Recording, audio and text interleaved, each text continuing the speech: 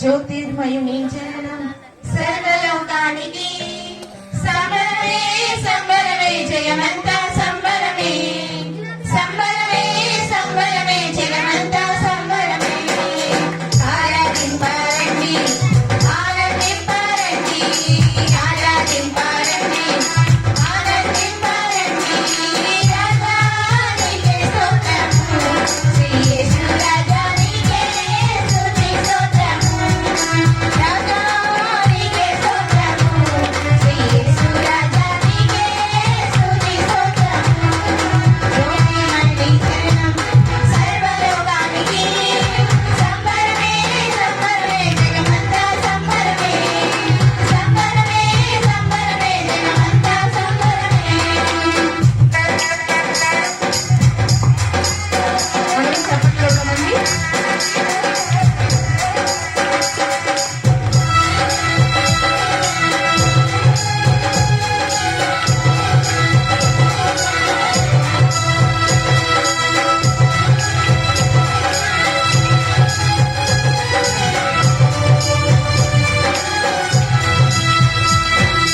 పాపా చీకటి తొలగింప వెలుగుగా వచ్చెను వ్యాధి బాధలు తొలగింప వైద్యునిగా వచ్చెను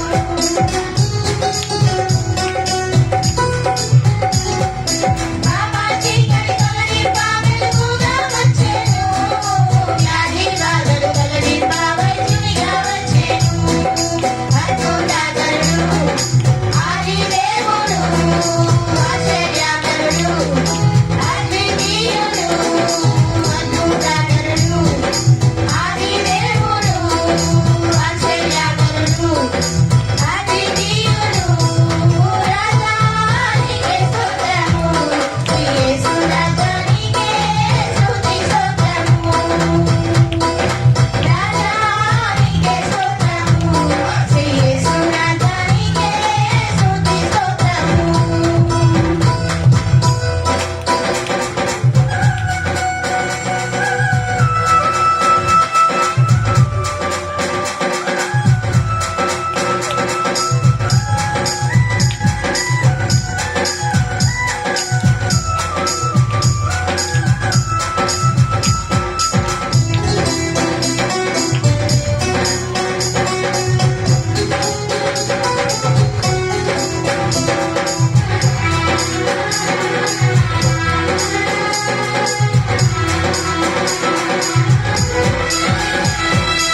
పసుపలి పసుతానే గొర్రె పిల్లలు వచ్చెను జనని అందరి సమగూర్చాక పరిగా వచ్చెను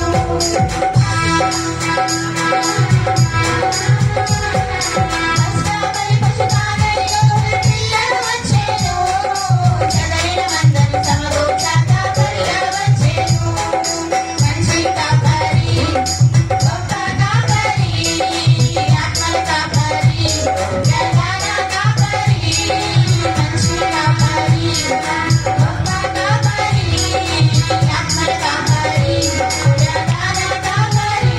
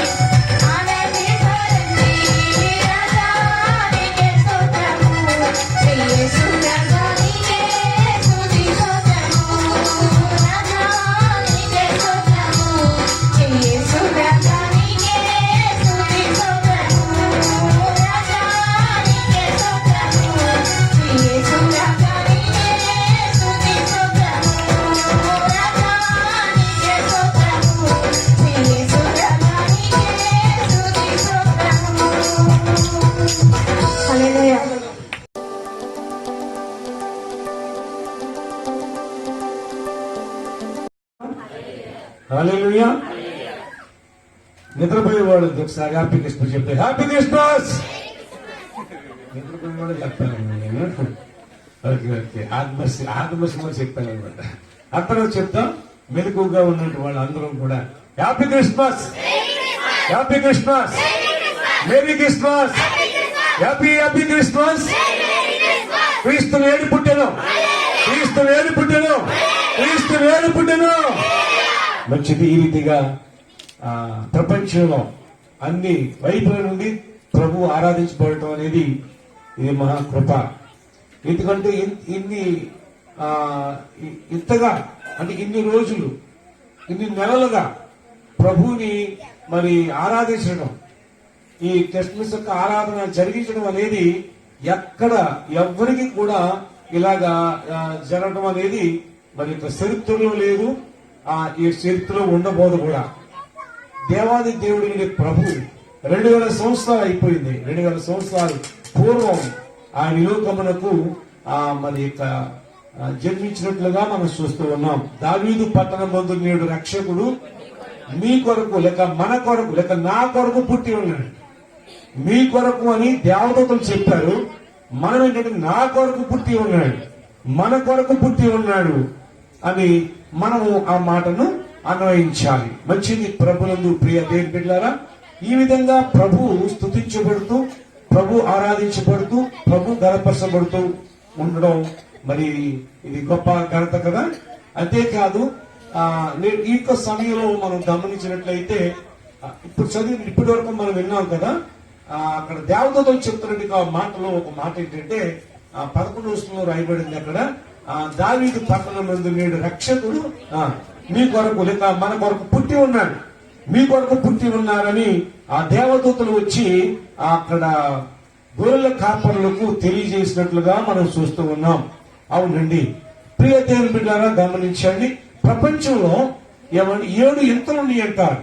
ఎన్ని వింతలండి? 7 వింతలు. 7 ఒక ఆశ్చర్యకరం కలిగించే ఒక వింతల గురించి ఆ ప్రపంచం అంతా కూడా తెలిసిన విషయమే. అయితే ప్రియ దేవుని బిడ్డలారా, యేసుక్రీస్తు గురించిన ఆ వింతలు కనుక అర్థం చేసుకోగలిగితే అవి జ్ఞాపకానికి కూడా రావన్నమాట. ఎందుకు అంటే ప్రభువైన దేవుడు, సృష్టికర్త అయిన దేవుడు, ఈ సమస్తమును కూడా సృజించిన దేవుడు, తన మాట ద్వారా తన వాక్కు ద్వారా నిర్మించిన దేవుడు, ఈ సమస్త సృష్టికర్త అయిన దేవుడు ఆయన ఈ లోకానికి రావటానికి ఆది కాండం నుంచి ప్రకటన వరకు కూడా అనేక విషయాలు క్రీస్తు గురించి రాయబడ్డాయి. మొత్తం 66 గ్రంథాల్లో కూడా 66 గ్రంథాలు కూడా యేసుక్రీస్తు గురించి సాక్ష్యం ఇస్తూ ఉంటాయి. పాత నిబంధనల గ్రంథాలన్నిటిగా 39 పుస్తకాలలో కూడా యేసుక్రీస్తు గురించిన యొక్క ప్రవచనాలు కనిపిస్తూ ఉంటాయి. 7వ వాడైనటి ఆనోకు మొదలుకొని మలాకి వరకు కూడా యేసుక్రీస్తు గురించి ఎంతో మంది ప్రవక్తలు ప్రవచనం చెప్పారు. ఎందుకంటే ఆయన లోకంలోకి ఎలా రాబోతున్నాడో, ఏ విధంగా ఆయన లోకంలో జన్మించబోతున్నాడో, ఏ విధంగా ఎందుకు ఈ లోకానికి రాబోతున్నాడో, ఆయన ఎందుకు వచ్చి ఆయన ఏం చేయబోతున్నాడో, రావాల్సిన అవసరం ఏమైతే ఉన్నదో, ఈ విషయాలన్నీ కూడా ప్రవక్తల ద్వారాగా 100,000 సంవత్సరాలు ఆ విధంగా ప్రభువైన దేవుని గురించి ప్రభుత్వం ప్రవచనాత్మకంగా వారు ప్రవచించినట్లుగా రాయబడుతుంది పరిశుద్ధ గ్రంథంలో. కాబట్టి ఈ యొక్క ఎవరి గురించి కూడా పుట్టక పూర్వం ఇవ్వండి ఇదిగో ఫలానా ఆయన పుడతాడని ఎక్కడ ఎవరి గురించి చెప్పినట్లు దాఖలాలు లేవు. అని మా ప్రభువైన యేసుక్రీస్తు గురించిన యొక్క ప్రవచనాన్ని మనం గమనిస్తే ఇవ్వండి 100 సంవత్సరాల ఆది కాలం నుంచి మలాకి వరకు కూడా మరి ఎంతో మంది ప్రవక్తలు ప్రవచనాత్మకంగా చెప్పిన విషయం చూసినప్పుడు ఆశ్చర్యం కదా, అది గొప్ప వింత కాదండి. అంతేకాదు రెండో విషయం చూసినప్పుడు ఆయన పుట్టుక విషయం చూస్తున్నప్పుడు కన్యక గర్భవతి అయి కుమార్తె కంటుందని ఏమండి యెషయా భక్తుడు ప్రవచనాత్మకంగా చెప్పినట్టు ఆ మాట ప్రకారంగా ఆయన కన్యక గర్భంలో పుట్టాడు. ఇది ఏమండి ఏ విధంగా కూడా ఆలోచన చేసినప్పటికీ కూడా ఎవరికి అందుచెక్కలేదండి. కానీ ఇది నగ్న సత్యం అని ప్రపంచం ఒప్పుకుందండి. అంటే క్రీస్తు శకము క్రీస్తు పూర్వము అనే మాట మనము మరి వాడుతూ ఉన్నాం. ప్రపంచం అంతా వాడుతున్న ఇక మాట. కాబట్టి పిల్లరా, ఆయన వచ్చింది వాస్తవం. ఆయన కన్యక గర్భంలో ఆయన జన్మించిన పరిస్థితి చూసినప్పుడు ఏమండి మరి చాలా ఆశ్చర్యం కదా. ఆయన కన్యక గర్భంలో పుట్టాడు అంటే మూడవ విషయాన్ని చూసినప్పుడు ఆయన జన్మించబడిన ఆయన ప్రియమైన దేవుని బిడ్డలారా, మనం ఆలోచన చేస్తే కనుక ఆయన ఈ లోకంలో 33.5 సంవత్సరాలు జీవించిన కాలం. అయితే చివరి 3.5 సంవత్సరాలు చూసినప్పుడు ఆయన మాట ఆశ్చర్యం. ఏమండి, ఆయన మాట్లాడినట్లు ఏ మనుష్యుడు ఎప్పుడు మాట్లాడలేదని పరిశుద్ధ గ్రంథం సాక్ష్యం ఇస్తూ ఉంది. ఆయన మాట అద్భుతం, ఆయన మాట ఆశ్చర్యం. అవునండి, ఆయన మాట మాట్లాడుతున్న ద్వారాగా అద్భుతమైన కార్యాలు జరగడం మనం చూసాం.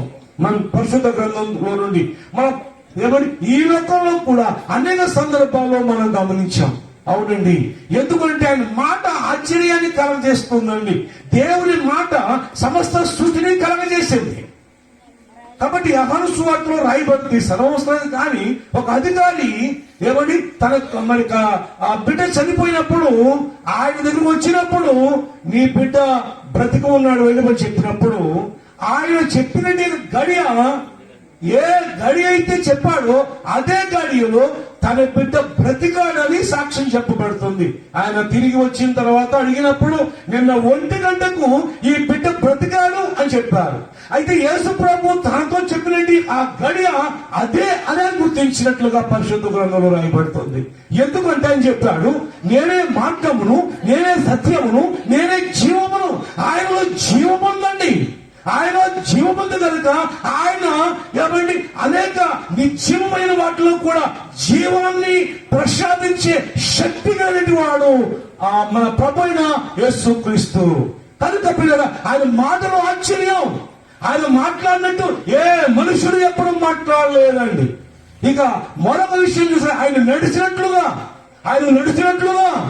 ఏ మనుషుడు కూడా నడవలేదండి. ఆయన నీటి మీద నడిచాడు. అలాగే మానవవాళి ఎలా నడవాలో ఆయన చూపించాడు, ఎలా మాట్లాడాలో చూపించాడు. అన్ని పరిస్థితుల్లో కూడా, అన్ని సమయాల్లో కూడా పరిపూర్ణంగా మనుషుడు ఎలా ఉండాలో ఆయనలో ఆ పరిపూర్ణతను చూపించగలిగాడు లోకానికి. ఇదంతా చూసుకున్నట్లయితే ఎంత ఆశ్చర్యం అండి. అంతేకాదు మానవ జాతి కొరకు, మానవాళి కొరకు, మానవ జాతి నశించిపోతున్న పరిస్థితుల్లో ఆయన ఈ లోకములకు వచ్చి మానవులందరి మీద ఉన్న యొక్క శాపాన్ని, ఆ పాపాన్ని ఆయన శిలువలో మోసి, శిలువలో భరించి ఆ కలువరీలో ఆయన దుష్టుల చేతికి అప్పగించబడి శిలువలో వేలాడి మానవులందరి కొరకు బలైపోయాడు. అయితే ఒక మాట గమనించాలి. ఇక్కడ యేసుక్రీస్తుని ఎవరో వచ్చి పట్టుకుని చంపేయలేదండి. ఎవరో వచ్చాయని సిలువేయలేదండి. ఎదురు యేసు ప్రభు ముందుగా చెప్పాడు, నా ప్రాణం పెట్టడానికి నాకు అధికారం ఉన్నది, తిరిగి తీసుకోవడానికి అధికారం ఉందండి.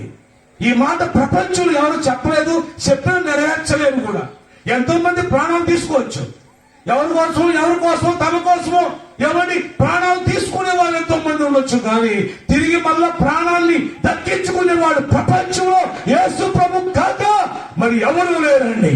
అందుకనే ఆయన అన్నాడు, నా ప్రాణం పెట్టడానికి నాకు అధికారం ఉన్నది, నా ప్రాణం తిరిగి తీసుకోవడానికి అధికారం ఉంది. అవునండి, ఆయన మరణించినట్టు ఇంకా విషయం చూసినప్పుడు ఎంతో మంది రాజ్యాల కొరకు మరణించారు. ఎంతో మంది ఎన్నో సమస్యల కొరకు మరి ఎన్నో రకాలుగా పరిస్థితులు బట్టి ఎన్నో రాజ్యాల కొరకు చనిపోయారు. కానీ యేసు ప్రభు నీ కొరకు చనిపోయాడు, నా కొరకు చనిపోయాడు, మనందరి కొరకు చనిపోయాడు. మనందరి పాపములకు పరిహారం చెల్లించడానికి మనందరి కొరకు మన ప్రభు యేసుక్రీస్తు ప్రాణాన్ని పెట్టినట్లుగా పరిశుద్ధ గ్రంథంలో రాయబడుతుందండి. ఆయన మరణించినట్లుగా ఎవరూ మరణించలేరు. రాజ్యాల కొరకు మరణించినట్టు వాళ్ళు ఉన్నారు, అయితే వారు చరిత్రలో కలిసిపోయారు. ఈ లోకంలో ఏమండి మరి దేనికోసమో మరణించినట్టు వాళ్ళు ఉన్నారు. కానీ యేసు ప్రభు అలా కాదు. ప్రపంచంలో మానవ జాతి కొరకు ఆయన మరణించినట్లుగా మనం చూస్తూ ఉన్నాం. ఒక జాతి కొరకు కాదు, ఒక కులము కొరకు కాదు, ఒక మతము కొరకు కాదు, ఒక దేశము కొరకు కాదు, ఒక జాతి కొరకు కాదు, ఒక భాష మాట్లాడే వారి కొరకు కాదు. ప్రపంచంలో మానవ జాతి రక్షణార్థమై మానవ జాతి రక్షించబడినట్లుగా వారి వారి పాపములు విడిపించబడినట్లుగా మన ప్రభువైన యేసుక్రీస్తు ఈ లోకానికి వచ్చి ఆయన చనిపోయినట్టుగా చూస్తూ ఉన్నాం. ఎంత అద్భుతం అండి. అంతేకాదు ఆయన చనిపోయిన తరువాత ఆయన మరలా సమాధి చేయబడిన తన తిరిగి లేచాడు. ఈ ప్రపంచంలో ఎంతో మంది చనిపోయారు. ఒకవేళ మరలా వాళ్ళు ఏమండి మరి కోమలోకి వెళ్ళిపోయి తిరిగి బ్రతకొచ్చు కానీ వాళ్ళు చచ్చిపోయారు మళ్ళా.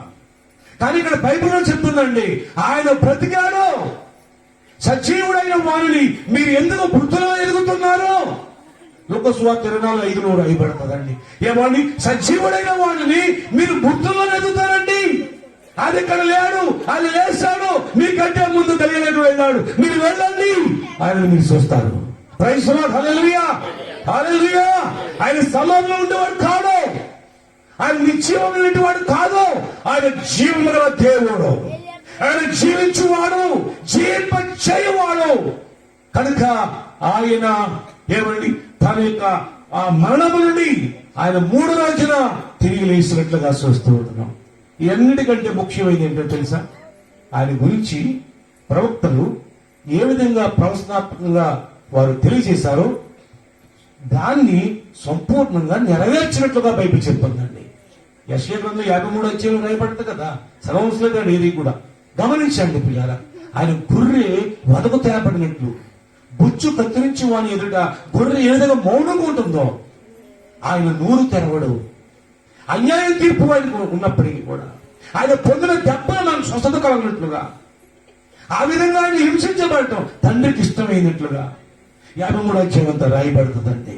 ప్రియ దేవుని బిడ్డలారా, ఏ విధంగా రాయబడుతుందో ఆయన గురించి ఆ విధంగా ఆ ప్రవచనము సంపూర్ణంగా నెరవేర్చినట్లుగా పరిశుద్ధ గ్రంథంలో రాయబడుతుంది. చాలా మంది తెలియక ఇదో మతమో అని అనుకుంటారు. అసలు యేసు ప్రభు మతం అనే మాట వాడలేదండి. మత స్థాపకుడు కాదు ఆయన. ఆయన అన్నాడు మార్గము అన్నాడు. ఇది ఒక మార్గము. మా పాస్టర్ గారు చెప్పినట్టుగా నిజమే. ఒకప్పుడు యేసుక్రీస్తుని ఎరగని వారమే కదా మనందరము కూడా. మరి ఈ రోజున యేసును ఆరాధిస్తున్నామంటే ఇది మతంలో కాలేదు, మనం మార్గంలోకి వచ్చాం. ఏంటి మార్గం అంటే పరలోకములకు తీసుకెళ్లే మార్గం, పుణ్యలోకానికి తీసుకెళ్లే మార్గం యేసు మార్గం. యేసు ద్వారాగా మాత్రమే పరలోక రాజ్యంలో ప్రవేశించడం కానీ యేసు లేకుండా ఏ ఒక్కరు కూడా ఎంతటి వాడైనా ఎంతటి గొప్ప వాడైనా సర్వలోకం సంపాదించిన వాడైనా కానీ వాడు పరలోక రాజ్యంలోకి పుణ్యలోకంలోకి చేరలేడని పరిశుద్ధ గ్రంథం సవాలు చేస్తూ చెప్తుందండి. ఒక వ్యక్తి పరలోకం వెళ్ళాలంటే యేసుక్రీస్తును విశ్వాసించిన వాడై ఉండాలండి. యేసుక్రీస్తుని సురక్షకుడుగా అంగీకరించిన వాడై ఉండాలండి. ఆయనే మనకు మార్గమైనట్లుగా పరిశుద్ధ గ్రంథం చెప్తుంది. అంతేకాదండి, ఆయన తిరిగి లేచి 40 రోజుల మరలా ఆయన ఆ శిష్యులతో అనేక మంది 500 మంది కంటే ఎక్కువ మంది ఉన్న సందర్భంలో కూడా ఆయన వారికి ప్రత్యక్షమయ్యి వారితో మాట్లాడాడు. ఇదిగో మీరు లోకములకు వెళ్ళి సర్వసృష్టికి సువార్త ప్రకటించండి, మీరు నాకు సాక్షులుగా ఉండండి అని చెప్పిన మాటను బట్టి యేసు ప్రభు నమ్మండి, యేసుక్రీస్తునందు మీకు రక్షణ ఉందని ప్రకటించబడుతుందండి. అవును, మీరు కూడా నమ్ముకోవచ్చు కదా, మాకెందుకు చెప్తారు అన్నాడు. దేవుడు చెప్పమన్నాడండి, దేవుడు తెలియజేయమన్నాడు. ఆ కారణం చేత మరి సర్వలోకములకు సువార్త ప్రకటించబడాలి. ఎందుకు ప్రకటించబడాలి అంటే లాస్ట్ మనిషిగా సువార్త అందగానే అంతే ఈ కృపకాలం ముగించబడిపోద్ది. ప్రభువు యేసుక్రీస్తు 2వ రాకడ రాబోతున్నాడు. ఇక మొదటి అద్భుతం ఏంటో తెలుసా? ప్రభువు యేసుక్రీస్తు మొదటిసారి ఆయన గొర్రె పిల్లగా వచ్చాడు. గొర్రె పిల్లగా వచ్చాడు. ఇప్పుడు పూర్వ సింహమై ఆయన రాబోతున్నాడు. ఆయన 2వ రాకడ రాబోతున్నాడు. ఆయనను ఎదిరించినట్టు వారు, ఆయనను ఎవరు వ్యతిరేకించినట్టు వారు, ఆయనను ఎవరు ఒప్పుకోలేనట్టు వారు నిలవలేరండి. ఆ రోజున రాజులైనా అధికారులైనా ఎంతటి బలవంతులైనా ఎంతటి వారైనా సరే ఆ ఉగ్రత రోజున నిలబడలేరండి. అవును, కొండలు గతి తప్పిపోతాయి, ఏమండి బండరాళ్ళు ఎవరి కేకలు పెడతాయి.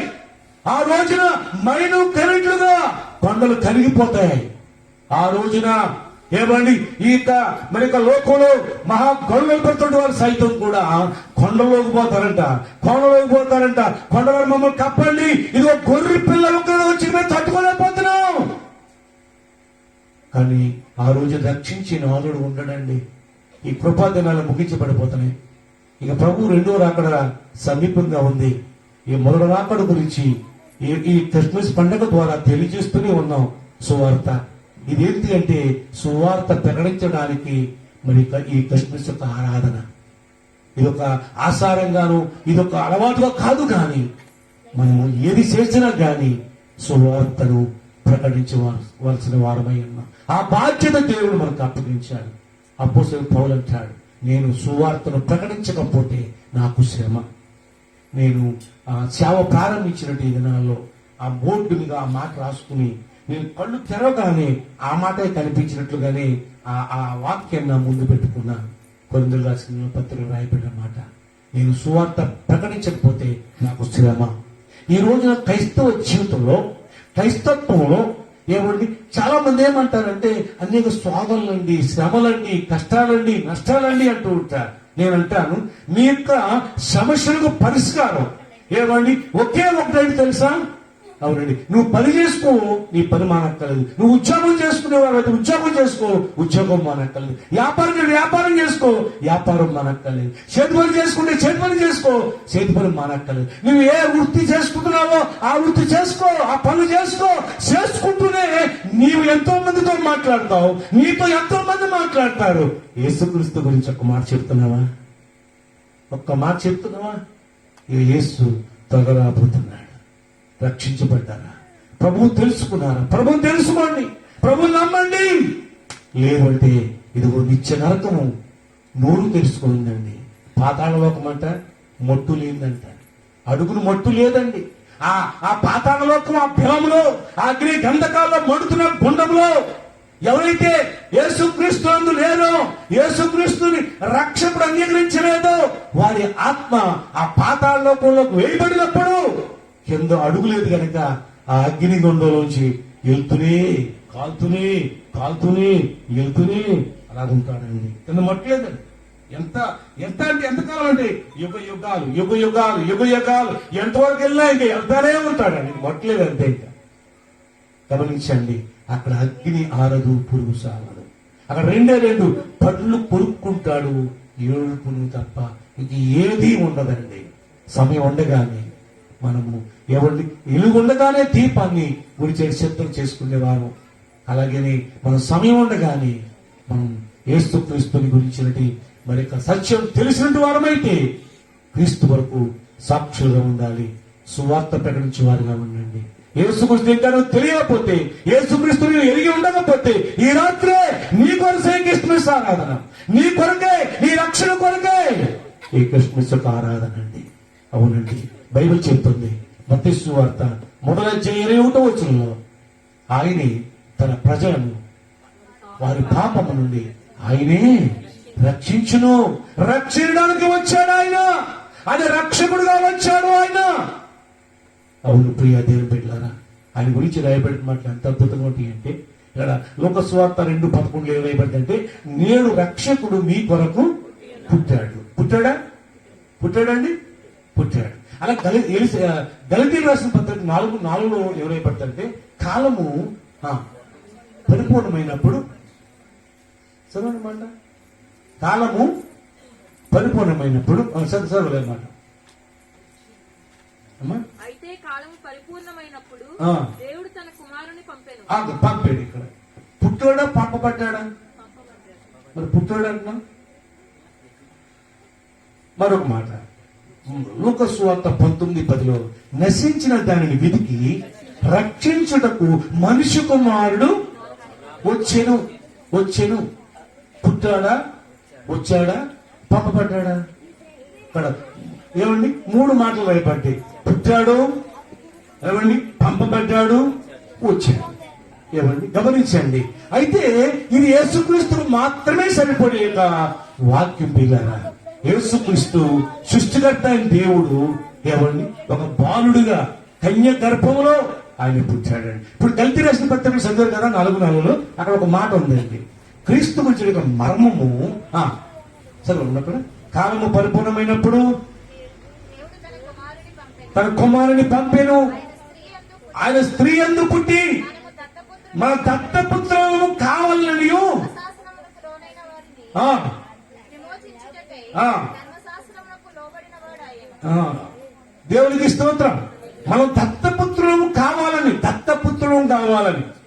కాబట్టి ప్రియదేవుని బిడ్డలారా, ఆయన స్త్రీ యందు ఆయన మరి జన్మించినట్లుగా రాయబడుతుంది. స్త్రీ సంతానముగా యేసుక్రీస్తు లోకానికి వచ్చాడు. ప్రపంచంలో స్త్రీ సంతానం ఎవరా అంటే యేసు ప్రభువు ఒకే ఒక్కడు, ఆయనే మన ప్రభుని దేవుడు. యేసుక్రీస్తు మాత్రమే స్త్రీ సంతానం, మనందరం కూడా పురుష సంతానం. అబ్రాహాము ఇస్సాకును కనెను, ఇస్సాకు యాకోబును కనెను, యాకోబు యోసేపు తన 12 మంది కుమారులను కనెనని రాయబడుతుందండి. పురుషులు మాటలే రాయబడుతూ ఉంటుందండి, పురుషుల యొక్క గురించే రాయబడుతూ ఉంటుందండి. ఆ లైన్లో రాయబడినప్పుడు ఏమండి మరి ఇక మరియ గురించి రాయబడుతుంది.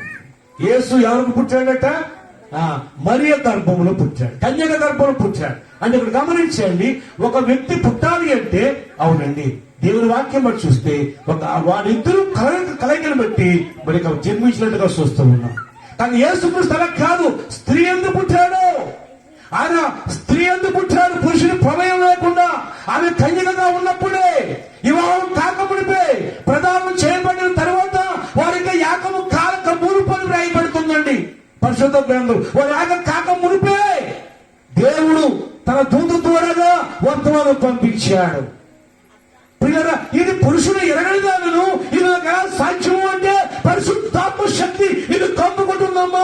పరిశుద్ధాత్మ ద్వారా నువ్వు గర్భవతి అయి కుమారుని కంటావు. ఆయనకు ఇమ్మానుయేలు పేరు పెట్టబడుతుంది అని చెప్పబడుతుందండి. ఆయన పుట్టుకమునిపే ఆయన గురించి మరి చెప్పబడుతుంది చూస్తూ ఉన్నాం.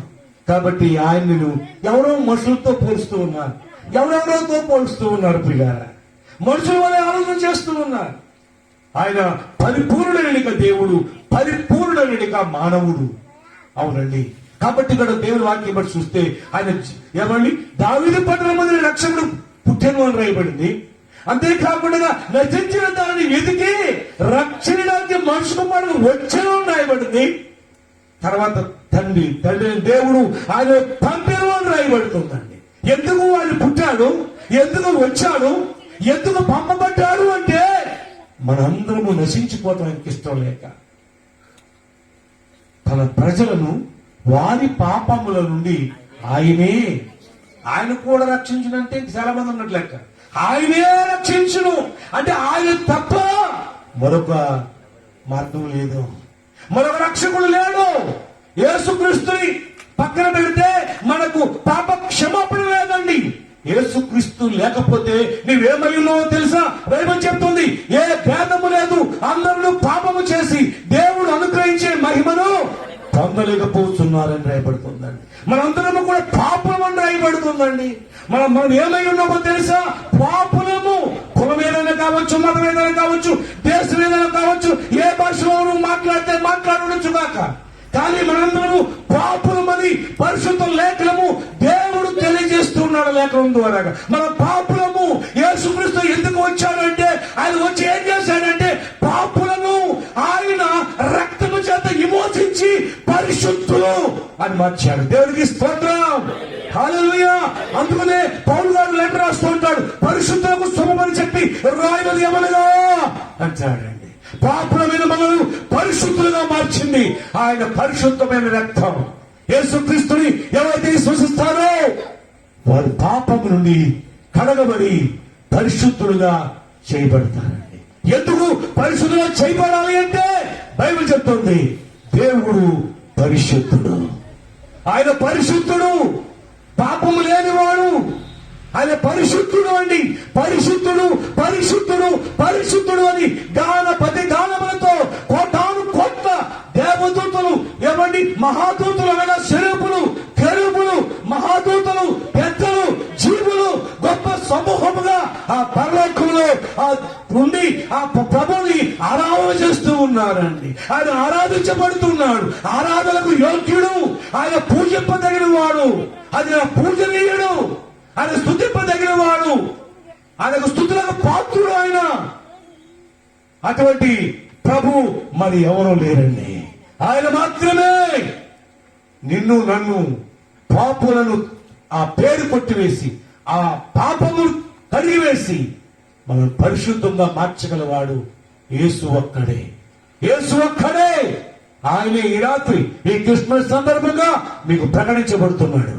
ఆయన యందు మీరు విశ్వాసం ఉంచండి.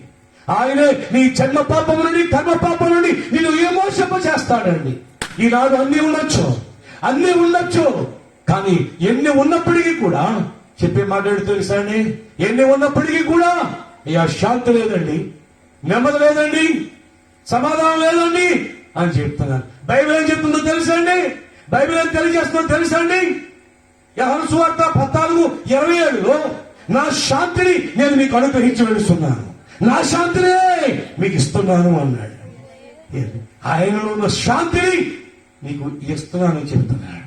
అవునండి, భూమి మీద ఎవడి సర్వోన్నతమైన స్థానంలో దేవునికి మహిమయం, అది కృష్ణులైన మనుషులకు భూమి మీద సమాధానం లేదు అంటే నువ్వు దేవుడికి ఇష్టంగా లేవు, యేసు ప్రభుకి ఇష్టంగా లేవు అని అర్థం.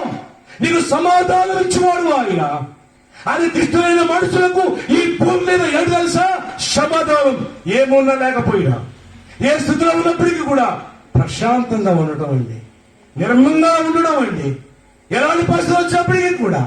అవునండి, కరోనా వల్ల మరి చాలా అల్లకొలం, ప్రపంచం అంతా అల్లకొలం అయిపోయిందండి. ఏమో మాట చెప్పాను, కరోనా వస్తే ఏమవుతుంది? చచ్చిపోవడానికి అవకాశం ఉంది కదా ఎక్కువ. ఈ లాస్ట్ ఫైనల్ గా దేవుడు కృప చూపించాడు. చాలా మంది కరోనా వచ్చింది, కరోనా నుండి బయటపడ్డారు కదా, దేవుడు దయ చూపించాడు. కానీ నేను చెప్పేవాడు, కరోనా వచ్చినా చనిపోవచ్చు, కరోనా రాకపోయినా చచ్చిపోతాం. అవునా కదా? కరోనా వచ్చి చచ్చిపోతాం, రాకపోయినా చచ్చిపోతాం. ఎవరు చనిపోరు కదా. ఎప్పుడు పుట్టుట గిట్లు కొరక లోకంలో సామెత ఉందండి. కానీ బైబిల్ చెప్తుందంటే మన్నైనది, నువ్వు మన్ను, నువ్వు మట్టిలో కలవాల్సిందే.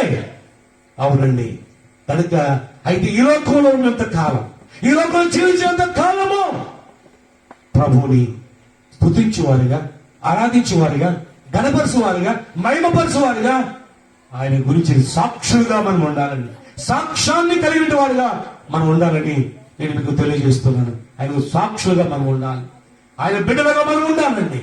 ఆయనకు ఎప్పుడు ఆయన పక్షంగా సువార్తను ప్రకటించేవారిగా మనం ఉండాలని నేను మీకు తెలియజేస్తూ, అదే సమయంలో ప్రభు రెండో రాకడ రాబోతున్నాడు. సమయం లేదండి. నిజానికి పరిస్థితులు చూస్తే ఈ 2020 సంవత్సరంలో ప్రభునందు పిల్లారా, మరి అంతా కూడా ఒక దేశానికి కాదండి, ఒక ప్రాంతానికి కాదు, ప్రపంచాన్ని కుదుపు వేసినంత ఇంకా సంవత్సరంగా ఇది నిలిచిపోద్దండి, చరిత్రలో ఉండిపోద్దండి ఈ సంవత్సరం, ఈ 2020 సంవత్సరం. అయితే అయినప్పటికీ నేను ఒక మాట అంటాను, ప్రభు సెలవు లేకుండా ఇదేమీ రాలేదండి. ప్రభు సెలవు లేకుండా ఏమీ రాలేదండి. క్రైస్తవులకు మెలుకొల్పు ఏమండి, క్రీస్తుని లేని వారి జీవితంలోకి హెచ్చరిగా ఇప్పుడైనా బైబిల్ చెప్తుంది కదా, ఎబ్రీ పత్రిక 2:3లో, ఇంత గొప్ప రక్షణను మీరు నిర్లక్ష్యం చేస్తే ఏ విధంగా తప్పించుకోలేరు. ఇదిగో రక్షణ సిద్ధంగా ఉంది, ఇదిగో రక్షణ సిద్ధంగా ఉంది, రండి.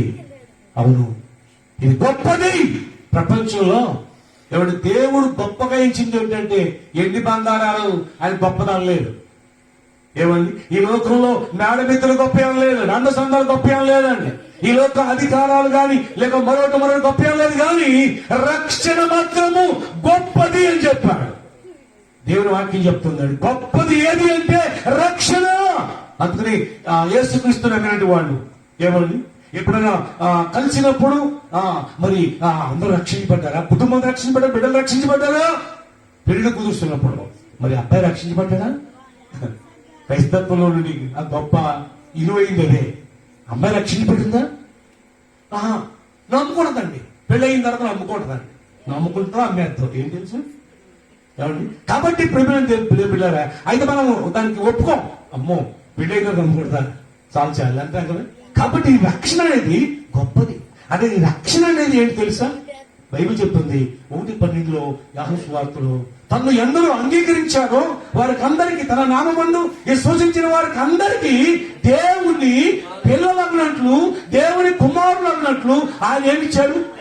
అధికారం అనుగ్రహించాడు అని భయపడతాను. ఈ రక్షణ ఎంతవరకు మనం ఏమై ఉన్నామంటే దేవునికి దూరస్తులుగా ఉన్నాం, ఇది సమీపస్తులుగా చేసింది. అంతేకాదు ఆయన ప్రజలుగా చేసింది, అంతేకాదు ఆయన కుమారులుగా, ఆయన కుమార్తెలుగా చేసింది. అబ్బా తండ్రి అనేది మొరపెట్టడానికి ఎంత దగ్గర అయ్యామో తెలుసండి. ఈ రక్షణ మన దత్తపుత్రులు అయ్యామండి. మన దత్తపుత్రులు కావాలని తగిన సమయంలో దేవుడు తన ప్రియ కుమారుని పంపించినట్లుగా పరిశుద్ధ గ్రంథంలో తెలియజేస్తుంది. ఒకసారి ఒక రాజు గారు ఆ రాజ్యంలో అంత తిరిగి చూడాలని ఆశించాడు. అయితే ఆ విధంగా తిరిగి చూస్తూ ఆ రోడ్లు ఎలాగున్నాయి, మరి ప్రజలు ఎలాగున్నారు అంతా పరిశోధిస్తూ ఉన్నాడు. అయితే ఎవరికి వారే ఎవరింట్లో వాళ్లే ఉండాలి కానీ రోడ్ల మీద రాకూడదని చెప్పి ప్రకటించబడింది. సైన్యం వెళ్తుంది, అమెరికా రాజు గారు రథం మీద వెళ్తూ ఉన్నాడు, చూస్తూ వెళ్తున్నాడు. ఒక యవనస్తురాలు రాజుగారి దగ్గర రావడానికి ప్రయత్నం చేస్తుంటే సైనికులు గెంటేస్తున్నారు. వెనక పడిపోతుంది, మళ్ళీ లేచి మళ్ళీ రావడానికి ప్రయత్నం చేస్తారు. 2-3 సందర్భాలు జరిగినట్టు దూరం చూసి గమనిస్తున్నాడు రాజు. ఏంటి వెనక్కి పంపించేస్తుంటే వెనక్కి నెట్టేస్తుంటే మళ్ళీ వచ్చేస్తుందండి. అసలు ఆమె పిలవండి అని చెప్పంటే అప్పుడు ఆమె దగ్గర పిలిచాడు. ఏంటమ్మా నేను దూరంగా పెట్టినప్పుడు కూడా ఇంకా వచ్చేస్తున్నాడు తోసుకుంటా, ఏంటి అంటే, అయ్యా ఈ రాజ్యాన్ని ఇంత చక్కగా పరిపాలన చేస్తున్నారు, ప్రజలకు బాగోగులు చూస్తూ మీకు మీ సొంతంగా ఏ విధంగా చూసుకుంటారో ప్రజలందరూ కూడా మరి ఆ విధంగానే చూసుకుంటున్నారు. మీరు ఎంత మంచి మనసు అండి. మీ గురించి చెప్తున్నాను కానీ దగ్గర నుండి చూడాలని కోటలోకి ఎలాగ రానివారు కదా, ఇప్పుడు మా మధ్యకు వచ్చారు కదా, దగ్గరకు వచ్చి చూడాలని ఆశ తప్పండి, మరొకటి ఏమి లేదు. చూశానండి, మీరు ఏ శిక్ష చేసినా పర్లేదండి అంటే ఆమె చింపురు గుడ్డలతో ఉందండి. ఏమండి సరైన బట్టలు లేవు, చాలా పేదరాలు, ఎదవరాలు, యవనస్తురాలు, పేదరాలు. ఆమెను చూశాడు. ఆయన చూడడం చాలా సంతోషించి ఎందుకో రాజుగారికి అనిపించింది ఈమెని నేను వివాహం చేసుకోవాలని. ఆమె వెంటనే కూడా ఈమెని తీసుకువెళ్లి ఆయన వివాహం చేసుకున్నాడు. తన పక్కన సింహాసనం వేసి కూర్చుండి పెట్టుకున్నాడు. ఇక్కడ ఒక మాట చెప్తారు, ప్రభునందు ప్రియమైనది పిల్లలు. ఏవండి అంతకు ముందు ఆమె ఎవరు అంటే, ఏవండి మరి ఆయనకి సంబంధం కదా, ఆమె ఎవరు ఒకరు అంతే, కానీ ఒక పేదరాలు అంతే, ఒక దిక్కులేని ఆమె అంతే. కానీ రాజు గారు తన భార్య అంటే వివాహం చేసుకుని ఆ స్థానాన్ని కల్పించాడు. ఇప్పుడు ఈ తోసేసిన వాళ్ళు, ఈ సైనికులు తోసేశారు కదా, ఇప్పుడు ఈమె దగ్గరకు వచ్చి ఏం చేస్తారు? రాని అయిన తర్వాత చేతులు కట్టుకుంటారు. అమ్మగారండి, చెప్తాం అమ్మగారు ఏదని చెప్పాడు, అది తేవాలి, ఆ కౌరు పంపించారు. అమ్మగారు చెప్తామంటారండి. ఏమండి దేని వల్ల వచ్చిందని ఆ ఘనత? రాజుగారు ఆమెను అంగీకరించడం ద్వారా, ఆమె వివాహం చేసుకోవడం ద్వారా ఆ ఘనత వచ్చింది. ఆ రాజుగారు వివాహం చేసుకోనప్పుడు ఆమె స్థానం ఏంటి? అదే యేసు ప్రభు నమ్ముకోలేనప్పుడు మన స్థానం అది. యేసు ప్రభు నమ్ముకున్నాక ఈ సింహాసనం పక్కన సింహాసనం అందే. ఆమెను వధువుగా దేవుడు మనల్ని చిత్తం చేస్తూ ఉన్నాడు. ఒక రోజున అవునండి ఈ దూతలు, ఈ కోట్లమైన దూతలు కూడా మనకు పరిసారకులు కాబోతున్నారు. అవునండి ఒక్క దూత ప్రపంచాన్ని జయించగలరండి. అలాంటి కోట్ల దూతలు ప్రభువుని ఆరాధిస్తున్నారు. వారు మనకు పరిసారకులుగా ఒక రోజున పరిచయం చేస్తారు. అందుకుని యోహాను భక్తుడు దర్శనంలో దేవుని దూతను చూసినప్పుడు సాష్టాంగ నమస్కారం పోతే, వద్దు సుమి నేను నీతో సహా మరి ఈ విధంగా ప్రభుని ఆరాధిస్తున్న వారందరికీ దాసుడును అని నమస్కరించబోతుంటే భయపడిపోయాడు దేవుడు. ఎందుకంటే ఒక రోజున నీవు అక్కడ, నీ స్థానం అది, మా స్థానం ఇదే, అప్పుడు ఇప్పుడు ఎప్పటికీ కూడా మా స్థానం ఇదే. ఆయనకు సైనికులం, ఆయన దూతలం, ఆయన మహిమపరిచేవారు, ఆయన ఆరాధించేవారు, ఆయన గణపరిచేవారు, ఆయన వర్తమానం పంపించేవారు, అంతవరకే మా స్థానం. కానీ మీ స్థానం మాత్రం ఈ స్థానం తర్వాత గొప్ప ఉన్నతమైన స్థానం. సింహాసం పక్కన సింహాసం మీద కూర్చుని ఆ బాధ్యత, ఆ యోగ్యత ఆ ప్రభువు మీకు ఇవ్వబోతున్నాడు. అందుచేత అమ్మో నీవు నా కాలు పట్టుకోవద్దు సమ్మా అని భయపడిపోతాడండి. అలాంటి స్థానాన్ని దేవుడు యేసుక్రీస్తు ప్రభు ద్వారా మనకి ఇవ్వబోతున్నాడండి. ఈ క్రిస్మస్ యొక్క ఆరాధన వచ్చేవాడి మన అందరము ప్రభునందు పిల్లరా ధన్యులు అండి. ఇంకా రక్షణ లేకపోతే రక్షణకు వెంటనే ఈ రాత్రే మీరు ప్రభువా ఈ గొప్ప రక్షణ నాకు కావాలి, ఇంత గొప్ప రక్షణ నిర్లక్ష్యం చేస్తే నువ్వు తప్పించుకోలేవు అని దేవుని వాక్యం హెచ్చరిస్తోంది. ప్రభు రెండో రాకడ రాబోతూ ఉన్నాడండి. ఆ రాకడకు సూచనే ఈ కరోనా. ఈ కరోనాని ఏమో తెలుసండి, ఈ కరోనా రావటం వల్ల కొంత మేలు కూడా జరిగిందండి. చాలా మందిలో ఒక రకం విమర్శనాత్మకంగా విమర్శించుకుంటున్నారు. నిజమే, ఈ కరోనా చచ్చిపోతుంది, ఏమీ పొందిపోతుందని భయం కలిగి ప్రభు గురించి దగ్గర అవుతున్నారు. కొంతమంది సాక్ష్యాలు వింటున్నారు. ఎప్పుడు పెద్దగా ఏదో నామకార్థం ఉన్నట్టు వాళ్ళు గంటల తరబడి ప్రార్థన చేస్తున్నారు. ఒక క్రమాన్ని అలవర్చుకున్నారు. ఒక క్రమంలో వెళుతూ ఉన్నట్లుగా నేను విన్నాను. అవును, ఆ కరోనా వచ్చింది, మళ్ళీ మనం బ్రతికిపోయాం. మనం బ్రతికి ఉంచాడు అంటే ఎందుకో తెలుసా? మనం ఎందుకు బ్రతికి ఉన్నాం అంటే ఇంకా నీ అవసరం ఉంది. అంతేకాదు నీ మూలముగా ఆయన మహిమపరచబడబోతున్నాడు. అవునండి, ఆయన మహిమ కొరకే మనల్ని పుట్టించుకున్నాడు. ఆయన మనం ఏదో పనులు చేసుకుంటామని ఏదో సాధిస్తామని కాదండి. ఆయన మహిమ కొరకు మనం పుట్టించాడు. యెషయా గ్రంథం 43:7 చివరి మాట, ఆ మాట సర్దుకుని ముగించుకుందామండి. యెషయా గ్రంథం 43:7 ఒక మాట చదువుదామండి. ఆ మాట చదువుకుని ముగించుకుందాం. నా మహిమ నిమిత్తము నేను సృజించిన వారిని పెట్టబడిన వారందరినీ సరిపోద్దమ్మా. నా మహిమ కొరకు నేను సృజించిన వారిని అందరం తెప్పించు. నా మహిమ కొరకు సృష్టించాను. అవునండి, మానవ యొక్క జీవితం చాలా శ్రేష్టమైందండి. అన్నిటికంటే శ్రేష్టమైంది మానవ జీవితం. ఎందుకో తెలుసా? మనలను ఆయన మహిమ కొరకు సృష్టించాడు. సమస్త జీవరాశుల నుండి కూడా ఈ సృష్టిని కలగజేసి ఈ సృష్టిలో నింపాడు. మనల్ని మాత్రం మహిమ కొరకు ఆయన నిర్మించాడు. ఆయన చేతుల ద్వారా మనల్ని నిర్మించుకున్నాడు. కాబట్టి నీ మూలముగా ఆయన మహిమపరచబడాలని, నీ మూలంగా ఆయన ఘనపరచబడాలని కోరుకుంటున్నాడు. అంతకంటే ఎండి బంగారాలను మన దగ్గర ఏది ఆశించట్లేదండి. ఆయన అంత అయిందే. ఎండు నాది, బంగారం నాది, 1000 కొండల మీద పశువులన్నీ కూడా నావే అన్నాడు ఆయన. అంచేత మన దగ్గర నుండి ఏది ఆశించట్లేదు. మనం ఏదో చేస్తామని ఏదో ఇస్తాం ఎదురు చూడలేదు. కానీ ఆయన మహిమపరచడం కొరకు వస్తున్నాడు. నన్ను ఘనపరచువారని నేను ఘనపరుస్తూ ఉంటున్నాడు. అవునండి, ఆయనను మహిమపరచువారిగా ఉండాలి. ఆయన మహిమను సాతాను దొంగిలిస్తూ ఉన్నాడు. సాతాను అనుసరణ దొంగిలిస్తూ ఉన్నారు. అవునండి, నా మహిమను నేను ఎవరికి ఏమండి చెందనీయను అంటున్నాడు ఆయన. అవును, ఆయన్ని మహిమపరచాలి. ఆయన కాకుండా అదే స్థానంలో మరి ఎవరిని పెట్టినా కానీ వాళ్ళకి శాపగ్రస్తులు అవుతారండి. ఏమండి, అపొస్తలుల కార్యం 12 చదవలేదన్న. అక్కడ ఫరో ఏరోదు అక్కడ ఆ ప్రజలందరూ చూత అక్కడ ఎంతగానో కనపరచబడుతున్నాడు. ఇది దైవ స్వరమే, మానవ స్వరం కాదు. ఆయన ఉపన్యాసం చేస్తుంటే ప్రజలను అంటున్నారు, ఈయన అనుకుంటున్నాడు ఓ అలాగనుకుంటారు బాబు, నేను మనుషులని మీ కూడా అనవచ్చినట్టు ఆయన మరి ఏంటనుకున్నారు, నేనే దేవుడు అనుకుంటే దేవుడు తన దూత ద్వారా ఒక్క ముత్తు మొత్తగానే ఇది దైవ స్వరమే అన్నవాళ్ళు ముందే ఆ కళ్ళ ముందే పురుగులు పడి చచ్చిపోయాడండి. కళ్ళంతా, నోట్లంతా, ఒళ్ళంతా పురుగులు పడిపోయి చచ్చిపోయాడండి. అవును, రాజే కనుక ఆయనను మహిమ పరచాలని ప్రభువాక్యం చెప్తుంది కదా. నా నామం అన్యజనులను బట్టి మిమ్మల్ని బట్టి మహిమ పరచబడుతుంది అన్నాడు. మరొకసారి కూడా అక్కడే ఏమండి, అన్యజనుల మధ్య నా నామం మిమ్మల్ని ద్వారా మిమ్మల్ని బట్టి దూషించబడుతుంది అన్నాడు. దూషించబడిన కారణం మనమే, మహిమపరచబడిన కారణం మనమే. కానీ ఆ మహిమపరచబడితే నీవు ఆశీర్వదించబడతావు, దూషించబడితే శాపగ్రస్తులం అవుతాం. కనుక ఎప్పటికీ కూడా ఆయన నామం మన ద్వారాగా ఎప్పటికీ దూషించబడకూడదు. మహిమపరచబడాలి అంటే ఎల్లప్పుడూ కూడా ఆయన ఎందుకు భయభక్తులు కలిగి ఆయన స్తుతించువారుగా, ఆరాధించువారుగా, కనపరచువారుగా, మహిమపరచువారుగా ఉందాం. ప్రభు రెండో రాకడ కొరకు సిద్ధపడదాం. అట్టి కృప దేవుడు మనకందరికీ అనుగ్రహించును గాక. Praise lord. హల్లెలూయా, హల్లెలూయా, హల్లెలూయా.